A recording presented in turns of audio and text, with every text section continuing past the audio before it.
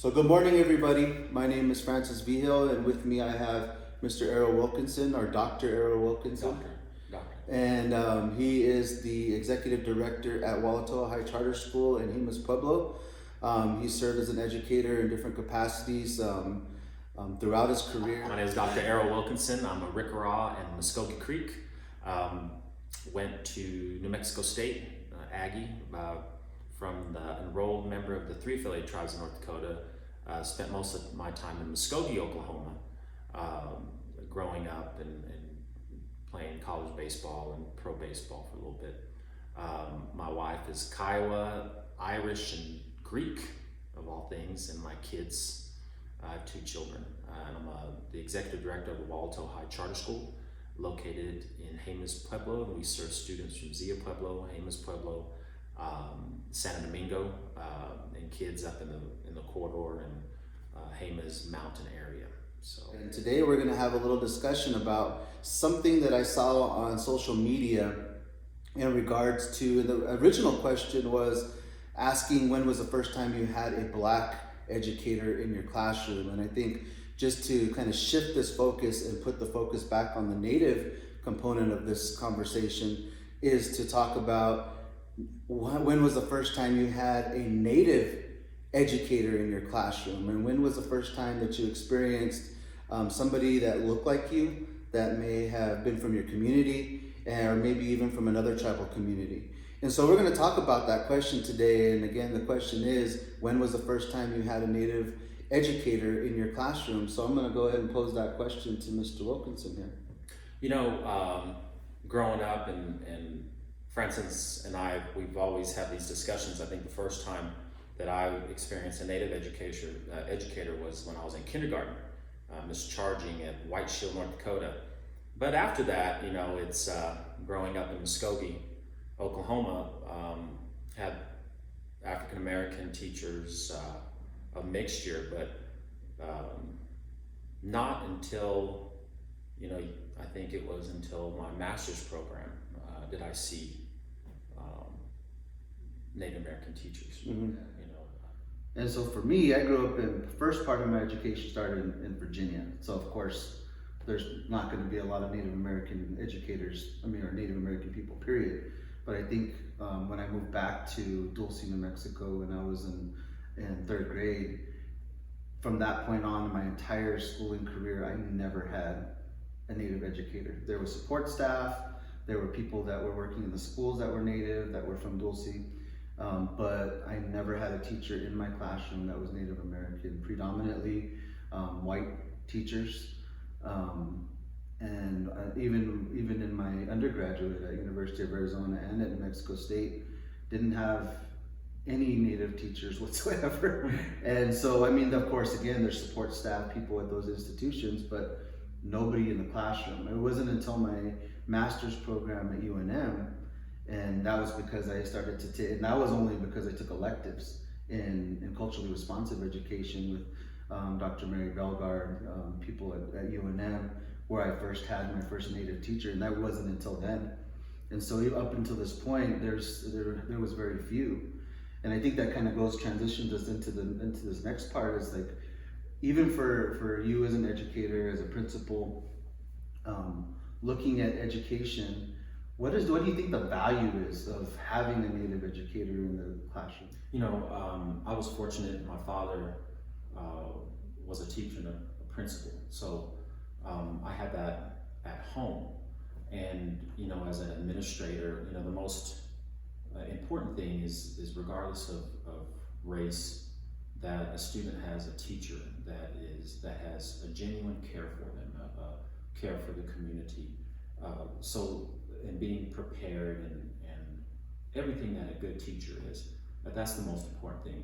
But when we think about that as a young professional, to have someone that, like you said, either had a tribal similarity or the same experiences, things like that, it's important because we have a shared cultural background.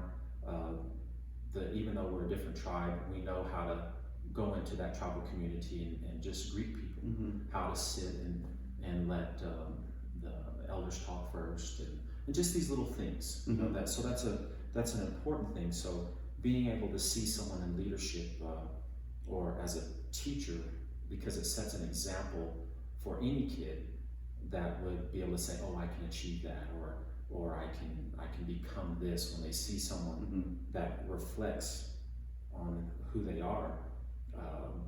You know, I had the experience when I was at Oklahoma City University, where the president, Joe Walker, was Creek, Blue Clark was Creek, Dr. Kickenberg was head of the law school, and Dr. Bud Samant was the athletic director. You know, that made an impact on me because I was able to see people, tribal people, in places of leadership.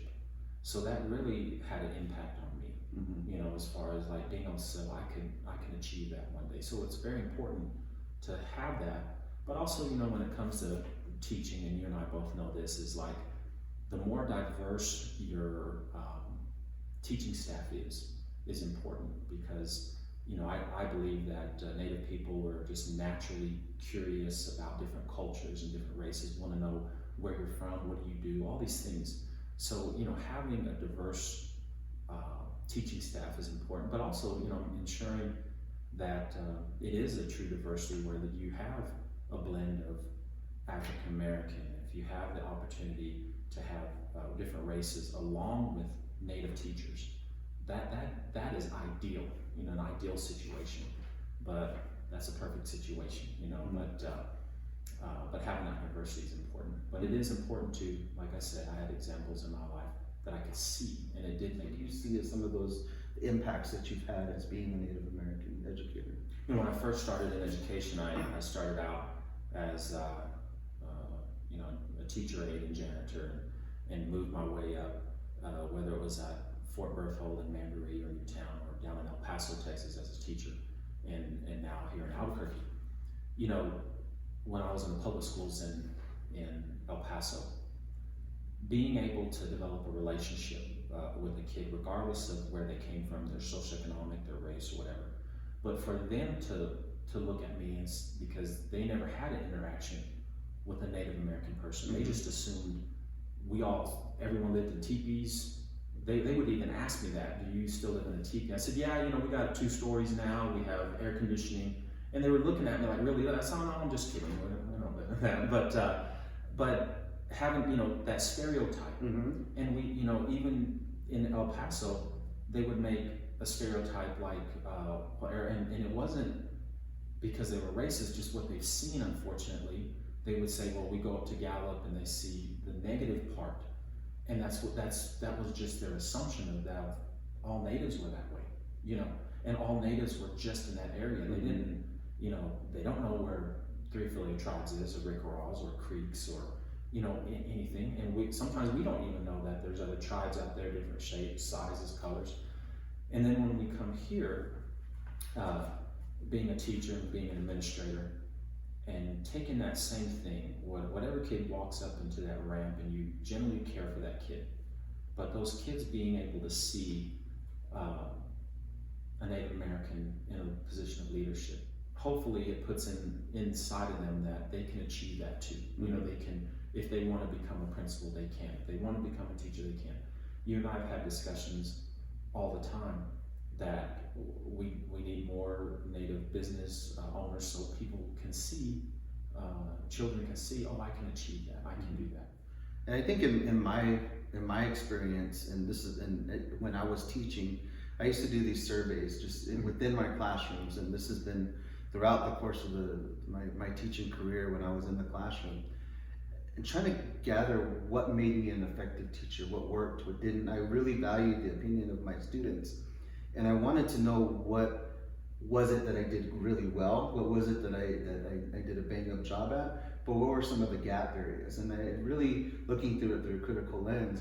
And through these questionnaires, one of the things I found was that students really valued not necessarily my connection to the material, but more importantly, how I supported them, how I connected with them on a social emotional level, being able to understand who they are as people. And these very fundamental relationship building blocks that you have with students are so critical. And I think that's one of the, even in professional developments that I've done, I've raised this question to teachers all over the country, in different school districts, in different states, and asking them, who was your favorite teacher? And by and large, the educators that we remember are the ones that supported us, that pushed us, that gave us that extra, the little nudge to be able to do things, that made us believe in ourselves, that gave us a sense of identity. These really, again, fundamental social emotional building blocks that students need to be able to succeed, but also for them to understand who they are as people. Mm-hmm. And so I think that's one of the things that I've been able to gather as an educator, not on a really scientific level, but just on a fundamental level, building with students, is that social emotional relationships. Going back to it, I think it's really fundamental also that we need to create more opportunities for Native Americans to get into education. That's not what I'm saying. I'm not trying to say that that's not important, but I also think we need to arm our Native American teachers with this ability to not only see the content areas, but also be able to reach them at the social emotional level, especially if we're going into communities and understanding what those community norms, those values, those belief systems, and how those communities function. And I think that's something goes back to what why you've been successful in some of the communities that you worked with, in my opinion, is being able to see those communities for where they're at and meet them and be equitable in that educational opportunity that you're providing for them. And it's we are located on a reservation, but we serve two different communities. And if someone would come and say, well, they're both Pueblo. No, they're both Pueblo, but they're both different. Mm-hmm. And being able to maneuver within in that community, what they value, what their norms are, what their struggles are, and like you said, it's that connection beyond the content, beyond the standards, beyond the assignments. We've always developed partnerships with the health department or community members, and like you said, a kid's not going to worry about a state assessment when mom came home mm-hmm. drunk, or dad's not around, or they had to watch little brother, or they just had a hard day. And looking beyond that and giving. And so we were having a meeting with the Secretary of Education for the state of New Mexico. And so we create at Walatowa High Charter School, we created an environment where we had an open door policy, and Arrow and I shared an office. Open door policy for kids to come in, talk about different issues, talk about what they needed, and they felt very comfortable coming into the office to share these things. And it worked perfectly. Yeah. But in this moment, we're having a meeting. The Secretary of Education for the state of New Mexico comes to visit the school, and she is sitting and she took a little tour of our 3 portable campus, looked in the classrooms, and we go in to sit down and have a meeting about our curriculum, our planning, what we're doing with culturally responsive education. We really wanted to showcase what we were doing at the school. And so we're sitting there having this really deep conversation with the secretary and some of her staff. And next thing you know, the door swings open, and we used to have this big ceramic cougar, which is the Walatowa Cougars is the mascot. One of the kids had put it on. The kids came in and they were singing corn dance songs, and they came dancing into the office through the secretary. They didn't notice until they got halfway through the office that. And they couldn't stop. They had to keep going. They kept going. They continued this. They continued it. They walked out. Arrow and I were looking at each other like. Oh, they were going. Oh my gosh. They walked. They danced through. They did their dance. They closed the door. The secretary was like, yeah. That was awesome. And so, oh, they're gonna get it. Little did she know that wasn't planned. Wasn't planned. There was nothing that was planned about that whole thing. But in the back of our heads, we both knew at that moment that it was not only did it showcase that our students felt comfortable with being able to converse with us, to tell us their wants and needs, but also showcasing their cultural awareness, their cultural values, and also being upfront with it. In another school, they couldn't do that. If you were to go to any Albuquerque public school, that wouldn't have been appropriate. That wouldn't have been anything. But in this place and in this space, it was highly appropriate, but it was also highly effective Yeah. for both of us, for the Secretary of Education to see that and display, even though it wasn't something that was planned. But it was the way that our school was run, and even to this day, there's still that sense of belonging that students have at the school for being able to showcase their emotions, showcase their culture, go to Arrow for whatever their needs, wants are, no matter how hard those social emotional needs may be. And I think that's something that is valued at the school. And I think if you talk to any of the students, and I've keep in touch with a lot of the former students from there, that's one thing that they point back to, is just the ability for the staff, not just us two. I'm not tooting our own horns, but for the entire staff to be able to uplift the entire group of people and kind of take them by the hand as family. And you know, it's funny because, you know, Francis hasn't been there since about how many years? 6 years. But we were able to create an environment that a student, not just a student, but a teacher, felt comfortable to fail and succeed. So even in the failures, even the academic failures or the social failures that they feel that is so overwhelming, that the staff really bought in to what it is to be at a school that really values and incorporates the community norms, where it's okay to fail, because in that failure you're going to succeed. And even the teachers bought into that fully. And you can interview any teacher that were improved, went to other jobs, things like that. They had the freedom to teach and be who they were as teachers, because we didn't really if we have to micromanage you, then you're not doing your job as a teacher. But those kids felt safe, and that was not just by me, but the staff really established that. So if any recommendation to any teachers or people that want to go into teaching, creating that place that they feel safe to fail and succeed is the most important thing, and that genuine care that you'll be able to show them. Kids pick up on that. They know when you're not prepared. They know when you're manipulating. They know when you're not being truthful, and that's the most important thing, is having that. We know that having a Native presence in those classrooms makes a huge difference. I know for students, seeing me in the classroom as a Native male really provides. I mean, it's not something you see every day. And we talked about this at a couple of times. Is at one point, and I'm not sure how many there are in the state now, but I was the only Native science teacher in the state of New Mexico. Mm-hmm. And that was something, when I found out that fact, it just blew my mind. But how important it is, not only from a diversity standpoint, like you were stating before, but how empowering it is for students to be able to see somebody in those roles that aren't traditionally necessarily male, of course, but you don't see many Native Americans in these roles either. Mm-hmm.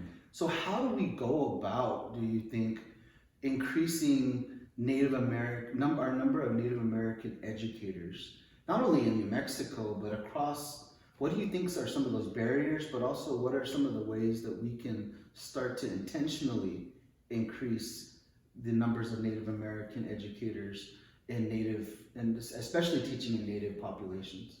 You know, it's and that's a tough question, because when we in our employment and we hire and we look at every resume, how do you increase the diversity in regards to Native people? It would honestly have to go all the way back to elementary, when that teacher is talking to the kids. When you become and speak things into being, and we've always done that at the school. Like, you're going to own your own business one day. You're going to go. We put the grad 2024 graduate. We always put that behind the kid's name. because that's just tells them you are going to graduate, Mm-hmm. regardless of what happens in your year. This is what you're going to accomplish. Tells them, you know, when you become a teacher, when you become a lawyer, when you become an auto mechanic, when you know, speak those things. I think it starts at kindergarten level. You keep working the way up, and give them opportunities to be able to teach something to their little classmates within the lesson, and then just keep doing that. These are long term. I think that tribes are going to have to do that. Put a focus on that. You know, there's scholarship programs that you have to, you know, you teach. If you take the scholarship to get through school, you have to teach for Mm-hmm. a few years or something like that. Maybe programs like that, and try to just, you know, make teaching a glamorous position again. You know, I mean, like, and because you do have a great impact on children Mm-hmm. in a positive way. You can impact them positively. But tribal scholarships, like I said, working with colleges, educational schools, trying to recruit Native teachers, and also within those, you know, and this segue going, having courses that are relevant. Teaching a Native teacher teaching on their own reservation or teaching in a Native community, what are they going to encounter, and give them skills to be able to overcome those things, because some of the challenges are very specific to Native people. Yep.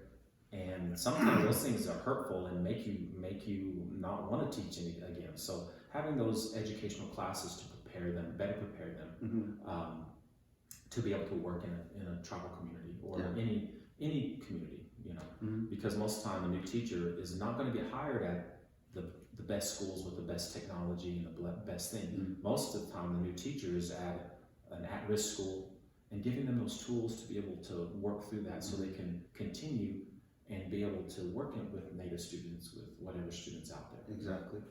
And I think even for that, I mean, you talk about elementary, but I think there's a connection, a line that goes back to a historical standpoint. Oh yeah, yes there is. I mean, you start to look at what the impacts directly and indirectly that stem all the way back to relocation of some people and more importantly the boarding school era, and how that directly and indirectly has affected the way that we see education, the way that we approach education. And I say this a lot, that education was done to us, not for us. And if you look back at our education system from in that boarding school, we weren't meant to be lawyers, to be doctors, to be teachers. We were supposed to be those tradespeople. And a lot of times we still, and not to say that we need those tradespeople still, we do. We need plumbers, we need people that are carpenters, we need people with trade work, we need people at all sectors. And more importantly, just to be viable in the work environment and be employed. But more importantly, what are the larger options? Instead of just giving us a couple of options that they did in boarding school, now we have the ability to be an executive director. We have the ability to be a U.S. senator. We have the ability to have all these opportunities for us to be engineers, physicists, all of these different careers, but showcasing them somebody that looks like them that's in these positions makes it a whole lot more viable and practical, and a reality that, hey, that guy's doing it, I can do that too. Yeah. And that's something that I really want in my classroom as a teacher, but even more so now as an educator, working with different school districts, different tribes, is trying to change that narrative that we have, that we're limiting our students. And that's where I push back on some of the school districts that have these tracks for our students, that either you go into this kind of trade route or you go into this. Why not try and give them all and support all of their dreams and who they want to be? Because a lot of times, like you said, I didn't want to be a teacher. If you told me when I was 18 years old that I was going to be an educator, I would have told you, heck no. Yeah. I went this other path, and it's taken me back to education. And it was through these life experiences and things. And so we don't want to close those doors and those opportunities for our students. There's some students that are just wanting to just go and become teachers, but it becomes an intentional process that we're building in for Native students to see that, but not only for our students, but also for our parents and communities, to start to realize that we don't, our PhDs and a couple of master's people that we have in our communities aren't outliers, but how do we make that the norm?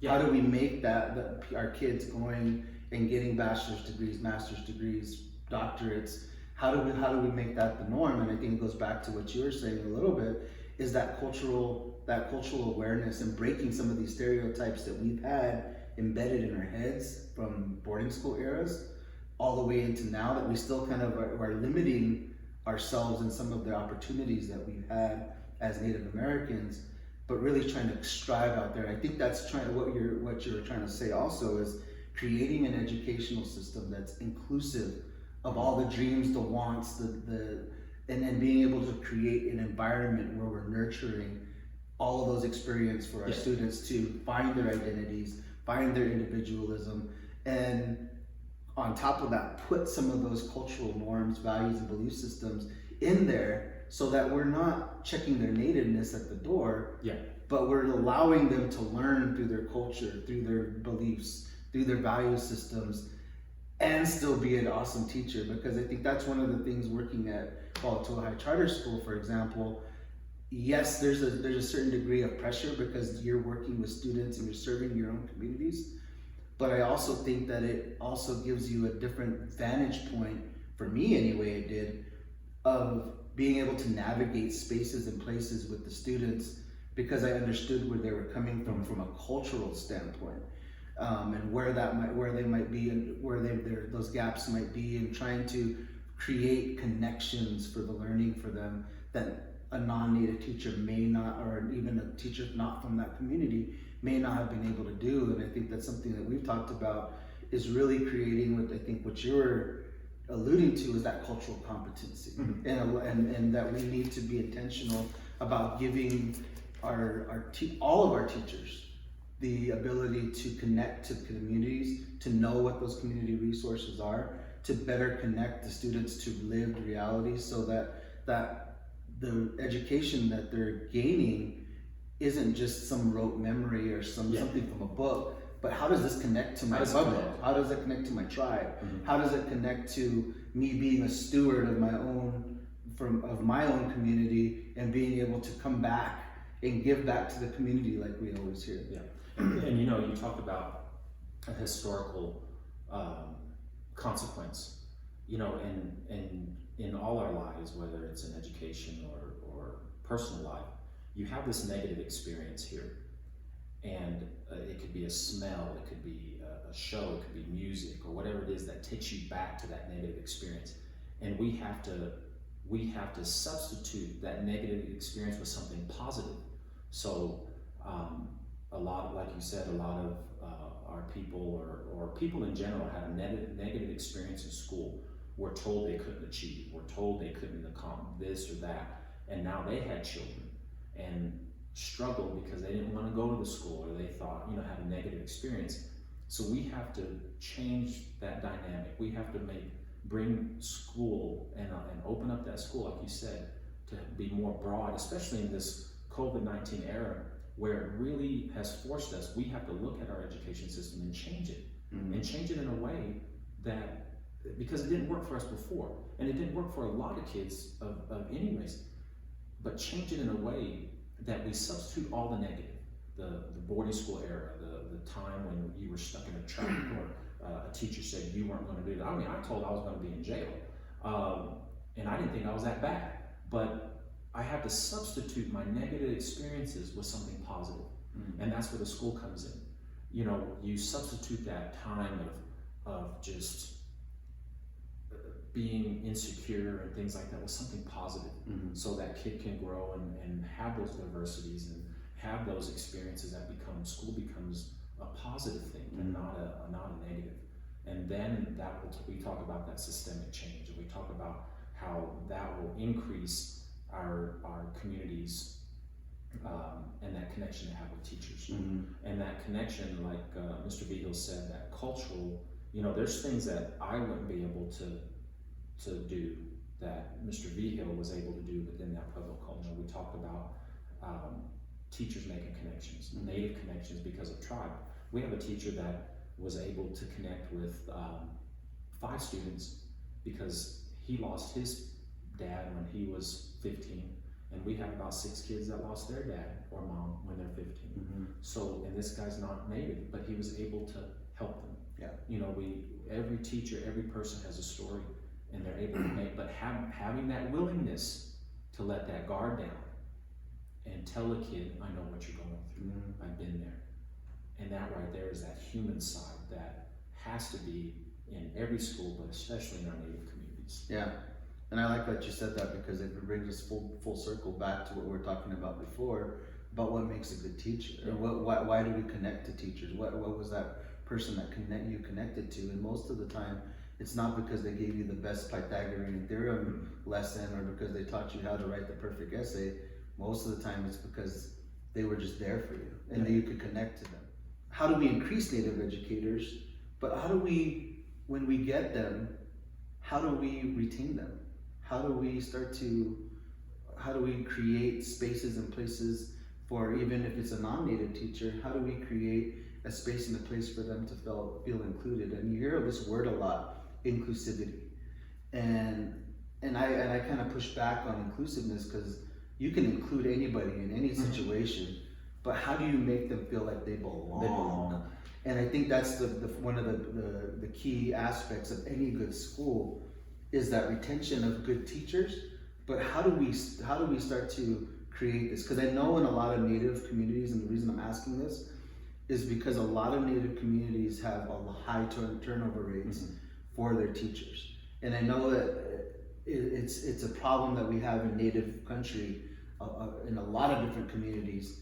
But how do we start to create an environment where they feel like they belong, but also feel like they're connected to the community? You know, the experience, you know, I mean, it's for me personally and for the teachers out of the school, that the Pueblo communities that we've been blessed to work with and at this time have always they've always included, you know, even my children, my son lived with the family, and all they spoke to him was a Toa. And, you know, I would teach him little Creek words, and my wife's Kiowa, she'd teach him Kiowa words. We got a speech therapist because he wasn't talking, but he wasn't speaking because he spoke Toa. So it just kind of funny, but they were able, they included him, they included my daughter, they included my wife, they included me. So, you know, I give back to Jemez and Zia because they've always included me.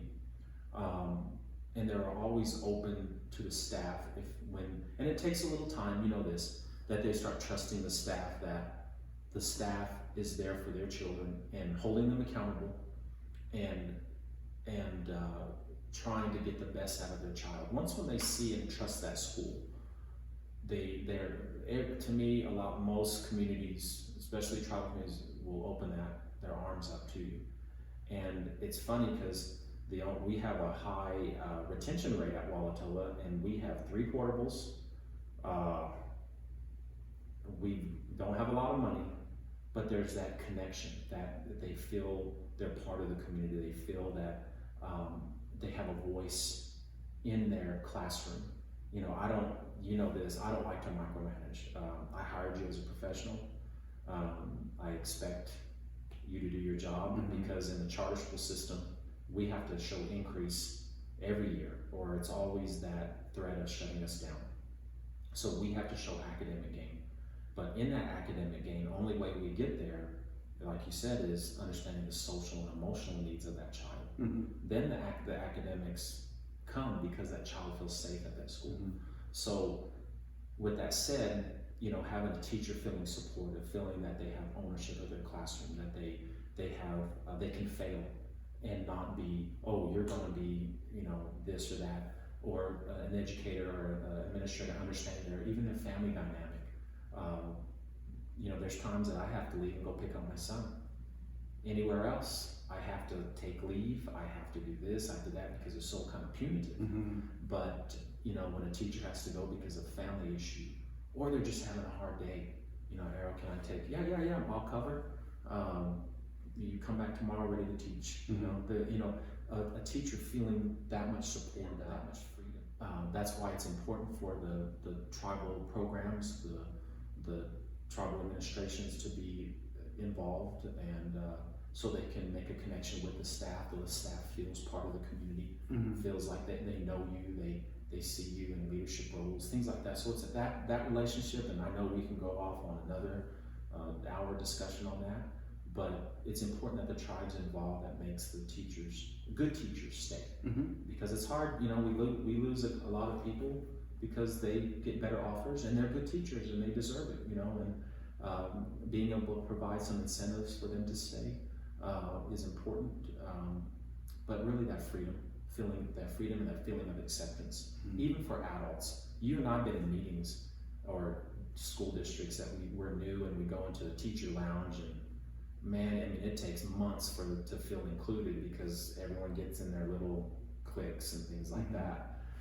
Even as adults, it's uncomfortable. I can't imagine a kid or a teacher out on a reservation and feel excluded because they're not from that tribe, or they're from the tribe, but grandpa did this to grandma, and all you bring in that little dynamic, or his brother dated one of the sisters of the, we get into that stuff, or they're white, or they're African American, or and that little dynamic, but that starts with the leadership too.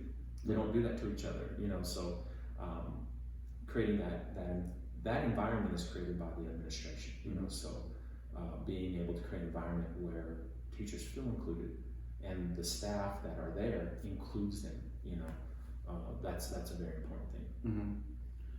And I think that from that standpoint, the intentionality of creating an environment that is inclusive, it has to be an intentional one. I've seen schools all over the country. I've seen them all over the different tribes, and one of the things that I see is that unless that administration takes an intentional shift towards creating an inclusive environment, it's not going to happen. I mean, there may be some individual teachers who may do that in their classroom, who created a sense of an inclusive learning environment, but a lot of times that doesn't get fostered by an entire. And I think that's a huge shift in looking at that cultural competency, but also the responsiveness for there to be these connections made for teachers to feel like they're included. A lot of times in the school districts that I work with, you start to see that teachers don't feel like they're a part. They're masters of their little domain in their classrooms. Like you're saying, you can give some of that autonomy for teachers to have to do their lesson planning, to tie curriculum, what have you. But to feel a part of the community is not just a school-based component, it's also a community-based component. And that has to be intentional also. I think there's a lot of times our tribes and our communities are very open to people coming in and learning, they're willing to teach people about it, but we don't create enough environments where we're having those intentional conversations about how do we navigate this space. Because if even for me as a Native person, when I go to a different tribe, I make sure I kind of have to, even though I know that I'm Pueblo, I have Jicarilla, and I have this background and this lens that I see through, I kind of have to put my hat on the door for a little bit to learn about what this tribe is about. If I go up and I work with the people at Cheyenne River Sioux, that group of people, their cultural values are completely different than mine. Even though we're all Native, even though we may share, and the way they interact with each other is different. And so you have to learn those norms and those values in order for yourself to, even in me as a Native person, I have to learn those norms and values of that community so I can help navigate, but also so I can make connection for other people, not only myself. And even more so for the education for these students, because again, it goes back to that group of people has a different connection to education and their history. And so cultural competency is a really huge component of this, and really being intentional about creating a learning environment that's inclusive, not only for the teacher, and the students, but also for the community, the administration, and how it affects these larger components. And I think that's something that at Walatowa we were able to create, is that sense of community, that people felt that they belonged there, that they feel the sense of belonging there. And you and I know there's even kids that we had to like, okay, school's over, you have to go. And I think it goes back to the fact that they feel a sense of ownership. They say ownership, Ownership of that, and then it goes back to the connection that you make with stewardship to, this is my school, this is my education, this is how I connect and how I fit into it. Yeah. And giving them a place to fit in and feeling that they fit in is huge for those students. Yeah. And again, I think it's for me it's rewarding to see some of those students that I had before, not even just at Walatowa, but even in other schools that I taught at, when they start to go down their own paths and still having them hit you up for a letter of recommendation. Yeah. Or would you be able to help me out in this regard in filling out an application for the school or for scholarships or what have you, and saying, oh wow, you're doing this now, that's great, I'm proud that you're being able to do that. Those connections and those relationships are lifelong. Yes. And I think that's something that is valuable to understand, especially in Native communities, is that once you build the trust of community members, of students, and you've become part of that and you belong to that community, those relationships aren't just during the 8 to 5. No. They're not just during the time they're in school. Once they graduate, they're done with it. These are relationships that you have for the rest of your life. Lifelong. And I think that's a difference between institutional education and what everybody else thinks of education versus what Native American community-based education really starts to look like and can look like for other schools. And that's one of my big wishes, is that I hope that we start to move towards that. Because one of the things that if you go to Hawaii, when you go to their schools, I remember when the first school I went to there, it was a public charter school in Hawaii. And the first thing they do every single morning is they do the Olis, their chants. And that was one of the most moving. And to know that they do that, not because we were there, but because that's their norm. That's their norm. That's their norm, and those are part of their values and the things that they believe in. And they're exuding their culture through learning. And that was so amazing to me that they're able to do that, and everybody's bought into this. Even the non-native, non-Hawaiian teachers, just white teachers that are there, they're all involved in this, and it's part of the responsibility for them to learn these things, but they give them the resources to feel like they're included. And so you go, and so even in there's that sense of belonging that comes along with it. And I think going back to what we're talking about with Native teachers, when we've had our very first one, why didn't we have them in the places that we were growing up? And I know that there's been other posts out there that people have been posing this on social media and asking the same question, and I've been saying the same thing. And I know that right now the Black Lives Matters movement is really huge, and I'm a huge supporter of that.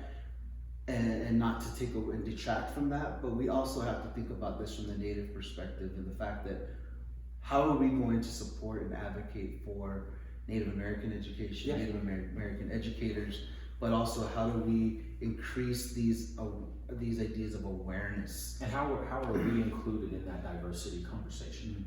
Because it's there's times when you don't hear about the Native issues. Yeah, and I think it's vital that we point out the fact that because Natives are about 1% of the total U.S. population, that we become the invisible 1% population. And people still see us in a historical light. I was just doing some reviews. And sometimes we see ourselves in a exactly. historical light. And like I said, we buy into what people have told us to be, what we should be, how we should be, when we should be, why we should be these things. And we start to believe that that's all we're relegated to. But really talking about this, and I think you made a good point about even Native teachers going out to other communities and showcasing that, breaking some of these stereotypes, breaking some of these biases. Do you have anything else to add? Yeah, I mean, this conversation can go further and further, even down to hiring practices and what we look for as administrators, what I look for as a native administrator. You know, for me, you know, I always, when you were hired before I got there and we shared an office, I kicked him out, and then he snuck his way back into my office and into my heart. But when we hire teachers, you know, I want the best teacher. I always imagine, you know, for my daughter or my son, I want the best teacher, regardless of race. I want the best that we can get. You know, so with that, you know, we talked about ensuring a diverse school, but having Native teachers in that diversity is I think the one last story I wanted to share is even with students. I remember even for some of the teachers, I was always looked at as, well, he's trying to be the cool teacher. He lets them get away. But you were the cool teacher. He lets them get away with everything, and that wasn't necessarily the goal. I think there was a lot of times where I would sacrifice building relationship versus ramming content down somebody's throat. And a lot of times there was conversations that were that were not necessarily directly related to what was being taught, but were relevant to create understanding for students and to make them feel that they it was again a practical realization. Well, it was about restoring a person, not. I mean, we can be punitive all day, and you know, I mean, for me to kick a kid out, that's beyond the 50 times we've already talked to them, and then the formal discipline measures. It doesn't do us any good. That kid's going to be another school, another hurt child, another. I mean, it didn't do us any good. But what people didn't see was that restorative justice type model that fit our school was those side conversations you had. Yeah, it looked like, oh, that kid's getting away with murder, or that it looked like, but really he wasn't. He was still held accountable. He still didn't get to participate in things, but it was that restoring nature in that. Exactly. That at that time you were restoring, where now at the end result, that kid is employed, that kid is a good mom, a good dad, had conversations like that. So it was more about restoring that human being, not so much the punitive side. Yeah, that didn't work. Or even the academic component, because at the end of the day, I could put the standard-based assessment scores that my students had. We may not have gotten through the entire curriculum. We didn't hit every single standard. But we showed gains. But they showed those gains, and that was one of the things I was very proud of, is the fact that I had a lot of detractors and even parents of, you're not being rigorous enough, and I question what that means by rigor, and by what people assume rigor is. But when it came down to it, when it was all said and done, they had a connected educational experience. They, from an academic standpoint, they had gains. And it was something where you talked about, I think even more important than any of it, because this becomes a lifelong component, is the restorative justice piece, that social justice standpoint that really starts to engage their identity and who they are, but also doesn't pigeonhole them into what they can be, what they should be, what they've been told they were going to be. And I've heard a lot of students in a lot of my classrooms say, well, I don't understand that because I'm dumb. And even those conversations, that would be a stop. Who told let's talk about this. Yeah, who lied How to many you? of you guys feel that same way, and you see those hands go up? And let's talk about that. Let's talk about why, because I'm not trying to make you feel dumb. I don't want you to ever feel that you're less than. And so those conversations for me as an educator are more important than making sure that they know that A squared, B squared equals C squared. I mean, yes, that's important. I'm not trying to detract from the academic standpoint. But if you address this at that time, you're going to pick up 2 or 3 days of instruction, which you normally wouldn't get, because you're dealing with social emotional. I'm not going to learn it. I'm not smart enough. I'm not smarter than these other kids. Or you get a kid that is smart, that has an academic, that's better academically, and can do it, but doesn't want to do it because he might be made fun of. So now you got to address that piece. Okay, why do you make fun of this kid that one? Well, he's acting white, or and you have to address those issues, and that takes time. But it took time for them to feel that they couldn't do it, and it takes time to rebuild that kid, that they know that and believe that here's a teacher believes that I can accomplish it, and rebuild that child. You and I both know it drives me crazy that it took us years to kind of get this child back up believing, and one comment from a teacher, one negative comment from a parent, an adult, takes that child back 2 years that we try to rebuild, try to help in that self-esteem. So it's that lesson that you focus on in the classroom isn't always about the content standards. The majority of it's not. The majority of it is, okay, then, you have to go back and reteach.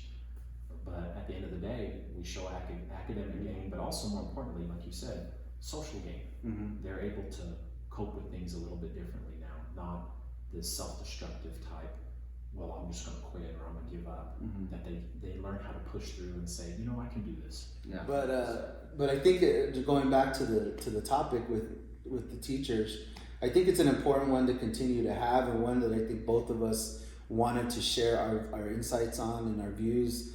And of course, we know that we didn't solve the world's problems today, but hopefully it starts to open up conversation about why we don't have a lot of Native educators out there, why we have a lack of Native educators, and how we can start to create opportunities for Native students to become educators and go into the field. And when I say education, that doesn't mean just K-12. We're talking about early education. We're talking about even early childhood before they even get into like birth to 3. You're talking about post-secondary. I mean, and how do we perpetuate this conversation and start to create opportunity for other people out there to start to think about, well, maybe I should think about education. But it is an intentional conversation that we need to have and start to, again, not only just for education, but for other career fields. How can we make these a reality? How do we make these things a practical, tangible thing that students can start to go towards and start to seek out as they start to go down their career paths? So, do you have anything else to add? This conversation can go further and further, even down to hiring practices and what we look for as administrators, what I look for as a Native administrator. For me, I always, when you were hired before I got there and we shared an office, I kicked him out, and then he snuck his way back into my office and into my heart. But when we hire teachers, I want the best teacher. I always imagine, for my daughter or my son, I want the best teacher, regardless of race, ethnicity. I want the best that we can get. So with that, we talked about ensuring a diverse school, but having Native teachers in that diversity is very important. Like we had a small teacher population, but we had we had a non-Native, a Caucasian, we had Spanish, we had, we were trying to really get a dynamic there because the different experiences and opinions and kids were drawn to that, but having a representation in that diversity is something that we have to increase. But getting there is what is the challenge. How do we get there? I think the one last story I wanted to share is even with students. I remember even for some of the teachers, I was always looked at as, oh, he's trying to be the cool teacher. He lets them get away. But you were the cool teacher. He lets them get away with everything, and that wasn't necessarily the goal. I think there was a lot of times where I would sacrifice building relationship versus ramming content down somebody's throat. And a lot of times there was conversations that were that were not necessarily directly related to what was being taught, but were relevant to create understanding for students and to make them feel that it was again a practical realization. Well, of what this meant. it was about restoring a person, not. We can be punitive all day, and for me to kick a kid out, that's beyond the 50 times we've already talked to them, and then the formal discipline measures. it doesn't do us any good. Mm-hmm. That kid's going to be another school, another hurt child, I mean, it didn't do us any good. But what people didn't see was that restorative justice type Mm-hmm. model that fit our school was those side conversations you had. Yeah, it looked like, oh, that kid's getting away with murder, or that it looked like, but really he wasn't. Mm-hmm. He was still held accountable. He still didn't get to participate in things, but it was that restoring nature in that. Exactly. That at that time you were restoring, where now at the end result, that kid is employed, that kid is a good mom, a good dad, had conversations like that. So it was more about restoring that human being, not so much the punitive side. Yeah. That didn't work. Or even the academic component, because then at the end of the day, I could put the standard-based assessment scores that my students had. We may not have gotten through the entire curriculum. We didn't hit every single standard. But we showed gains. But they showed those gains, and that was one of the things I was very proud of, is the fact that I had a lot of detractors and even parents that you're not being rigorous enough, and I question what that means by rigor, or what people assume rigor is. But when it came down to it, when it was all said and done, they had a connected educational experience. They, from an academic standpoint, they had gains. And it was something where you talked about, I think even more important than any of it, because this becomes a lifelong component, is the restorative justice piece, that social justice standpoint that really starts to engage their identity and who they are, but also doesn't pigeonhole them into what they can be, what they should be, what they've been told they were going to be. And I've heard a lot of students in a lot of my classrooms say, well, I don't understand that because I'm dumb. And even those kinds of conversations, that would be a stop. Who told and let's you talk, that? let's talk about lie? this. Yeah, who lied How to you? many of you guys Yeah. feel that same way, and you see those hands go up? And let's talk about that. Let's talk about why, because I'm not trying to make you feel dumb. I don't want you to ever feel that you're less than. And so those conversations for me as an educator are more important than making sure that they know that A squared, B squared equals C squared. I mean, yes, that's important. I'm not trying to detract from the academic standpoint. But if you address this at that time, you're going to pick up 2 or 3 days of instruction, which you normally wouldn't get, because you're dealing with social emotional. I'm not going to learn it. I'm not smart enough. I'm not smarter than these other kids. Or you get a kid that is smart, that has an academic, that's better academically, and can do it, but doesn't want to do it because he might be made fun of. So now you got to address that piece. Okay, why you make fun of this kid that one? Well, he's acting white, or and you have to address those issues, and that takes time. But it took time for them to feel that they couldn't do it, and it takes time to rebuild that kid, that they know that and believe that here's a teacher believes that I can accomplish it, and rebuild that child. You and I both know it drives me crazy that it took us years to kind of get this child back up believing, and one comment from a teacher, one negative comment from a parent, an adult, takes that child back 2 years that we try to rebuild, try to help in that self-esteem. So it's that lesson that you focus on in the classroom isn't always about the content standards. The majority of it's not. The majority of it is, okay, then you have to go back and reteach. But at the end of the day, we show academic gain, but also more importantly, like you said, social gain. They're able to cope with things a little bit differently now, not this self-destructive type, well, I'm just going to quit or I'm going to give up. That they learn how to push through and say, I can do this. Yeah, I can do this. Exactly. All right. Well, I just want to say thank you for everybody for your attention, your time, and tuning in to watch the video, to join us in this conversation. We're together. But wash your hands. No, I'm washing my hand now. I don't know where But the hand's been. I just want to say thank you, and I highly encourage you to reach out to us if there's any further questions. We don't have all the answers to any of this. But we just want to pose the questions and start the conversation, and really start to encourage, why don't we have Native educators out there, more Native educators out there, and how can we increase that, and what do they need to be successful in those classrooms? And so start to ask those questions amongst yourselves, amongst your peers, amongst your communities, and ask, what does it take for us to start to move towards this reality of having more Native American teachers, so that our students can see these examples and these exemplars of people out there doing this type of work and the impact that they can have in their communities. So with that, anything else? Parting words? Burning Be desire? safe, burning fantasies. No.